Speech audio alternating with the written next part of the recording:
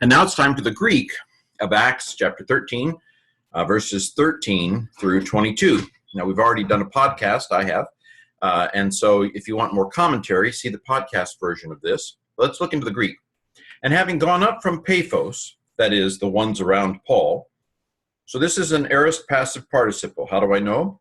Theta epsilon tells me it's aorist passive. My aunt is normally an active participle, but in this case, the theta epsilon trumps it. So aorist passive participle, nominative masculine plural from anago, to go up, to lead up. So because it's aorist passive, we're going to say having, because it's aorist, been, led up, something like that. It translates, I think, in the context as having gone up from the Paphos, the around Paul people. They came, this is the aorist of Erchomai, I hope you've memorized that by now, second aorist, into Perga of Pamphylia. So they've reached Asia Minor now.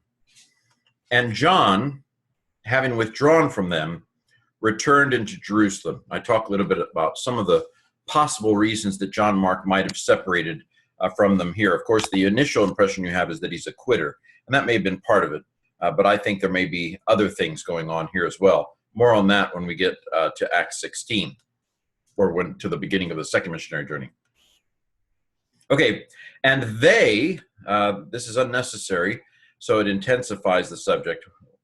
And they themselves, having gone through, maybe there's a sense of aloneness, I don't know. Paul has to carry his own luggage. And they, having gone through from Perga, they arrived in the Pisidian, in Antioch the Pisidian, in the Pisidian Antioch. This is not Antioch of Syria, where they started from, but Antioch of Pisidia, in the middle of Asia Minor, in what we would call Galatia. So this is the region to which he will write Galatians. Okay. Elth, you're seeing a lot of Elth here. We saw Elthon here, and here's Elth. So this is the aorist of D. Erchomai. My aunt is an active participle, so it's aorist active participle, nominative masculine plural from D. Erchomai. Having gone through from Perga, this is a climb. Although there are some rivers that you could walk along, I pictured Paul and Barnabas going up the river, alongside the river that goes north here when I was there. Okay, this is Gen is the aorist of Ginomai, so it's paraginomai to arrive, aorist of it. Aorist active, actually aorist deponent, because ginomai, it's deponent word. And having gone unto the synagogue, here Elth, lots of Elth variations. This is ace Erchomai, but it's aorist because of the Elth. Having gone into the synagogue on the day of the Sabbaths, they sat. Sigma alpha, it's aorist. They sat, aorist active, indicative, third plural. This expression, the day of the Sabbaths, in the Gospels when it says, and on the first day, in Greek, it's on the first of Sabbaths. I don't think, as one clever person suggested, it's a redefinition of Sabbath to the Lord's Day. First of Sabbaths seems to refer to the first day of the week, with the Sabbath being the culmination of the week. The first of Sabbaths is therefore Sunday. But this is the day of the Sabbaths, the day of the days, which is Saturday it's Friday, sundown on Friday to sundown on Saturday.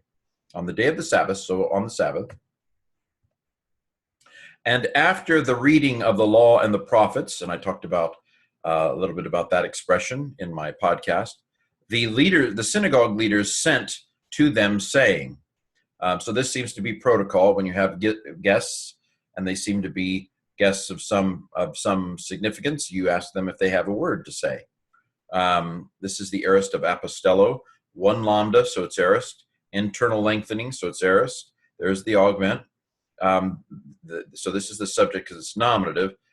The leaders of the synagogue sent to them, that is to Paul and Barnabas, saying, my aunt is an active participle, present active participle, nominative masculine plural, quote, men, brothers, if some word of exhortation is among you for the people, okay, that's a little convoluted, but it's a conditional clause. A indicates the condition. You have three words here, by the way, a, tis, estin, three words that are stress freeloaders. That is, none of these words normally will take an accent.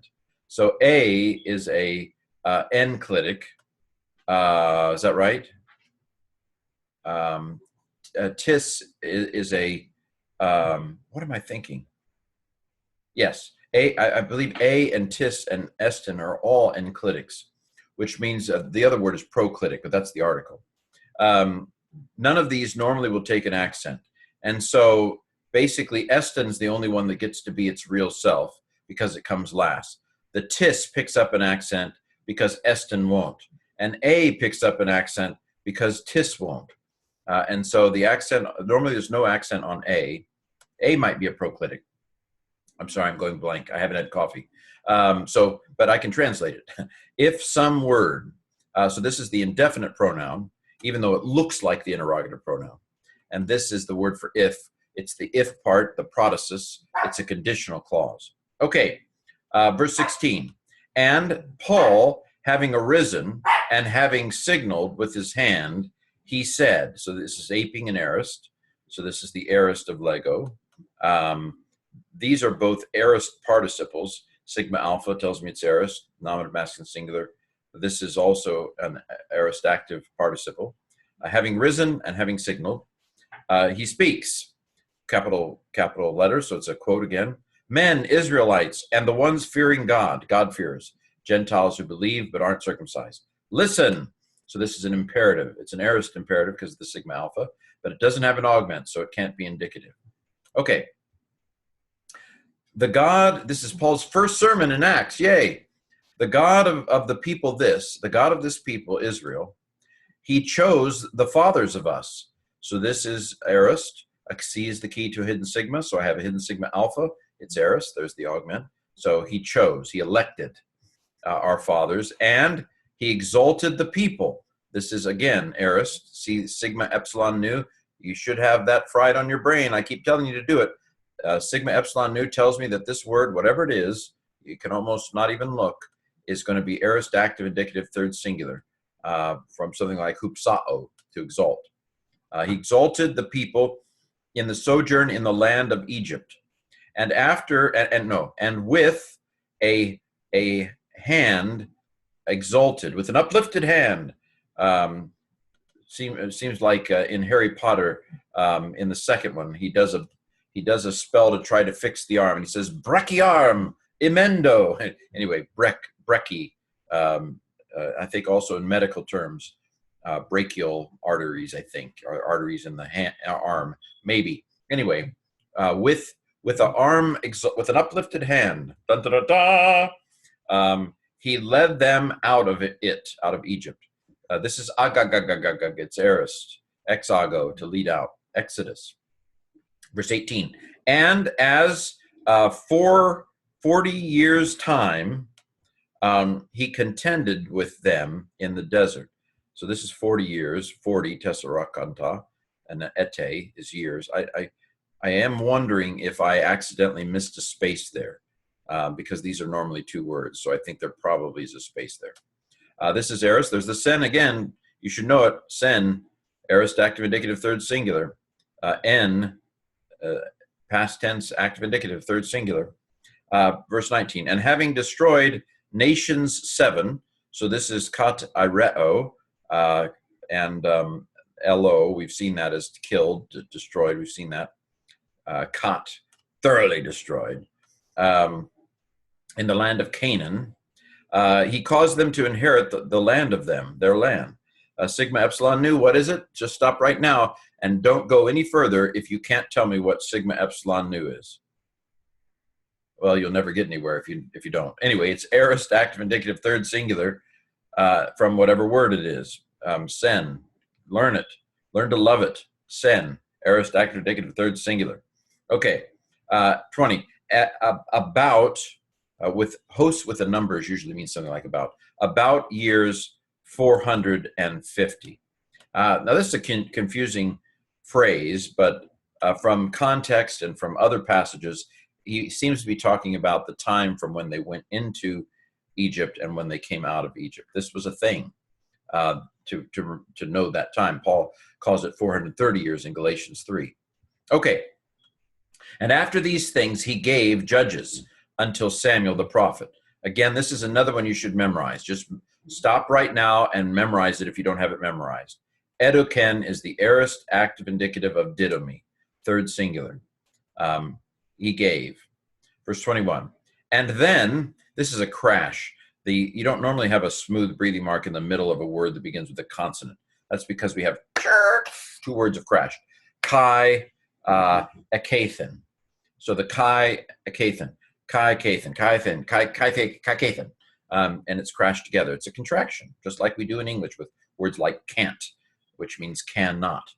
And then they asked for a king. So see the sigma alpha, this is an aorist. It's been augmented. It's I-teo, alpha iota on the beginning. Looks like it's middle. Amen, ueta, ametha, esther, anta. So it's aorist middle, indicative third plural. They asked for a king. This seems like I-teo does the middle a lot in the aorist. And he gave to them, God gave to them, Saul, son of Kish, a man from the tribe of Benjamin. Years 40. So Saul reigned for about 30 years. And having rejected him, sigma alpha tells me it's aorist. It's a participle. Aorist active participle, nominative masculine singular. From probably methystemy, I would guess. Methystemy. Form of histemy. He raised David for them as a king. Agero, this is the aorist of agero, I think. In theory, it could be imperfect. Would look exactly the same in this case because internal lengthening, it's already internal lengthened.